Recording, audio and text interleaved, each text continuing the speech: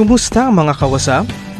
Nandito tayo ngayon sa harap ng Holy Angel University, Angeles, Pampanga.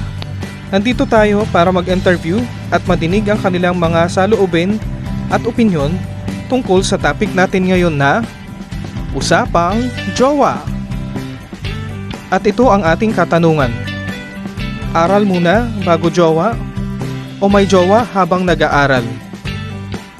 Tara, pakinggan natin kung ano ang kanilang mga kasagutan. Aral muna bago jowa o may jowa habang nag-aaral? Aral muna bago jowa, syempre. Bakit? Magagalit si mama ko. Aral muna bago jowa o may jowa habang nag-aaral? If kaya mo naman na may jowa habang nag-aaral, why not? Pero aral muna, syempre, study first. Yes. Ikaw? Aral po. Bakit? Kasi marami pa po akong gustong matupad, char. Marami pa po akong gustong ma-achieve sa...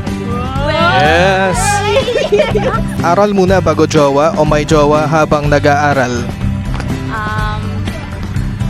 Para sa akin po, it's okay na kahit nag-aaral ka, may jowa ka, as long as you know how to balance your studies and the relationship. It's up to the person kung ano po yung ano niya yung preference niya and yung kaya niyang i-handle. And of course, you should also respect your family, your friends, and kailangan siguro malegalize or malaman din nila kung ano yung pinagagawa mo sa buhay, especially sila nagpapaaral sa'yo. Kasi ang relationship, hindi mo naman hindi may iwasan na maapektuhan yun yung studies mo, lalo na if you really love the person.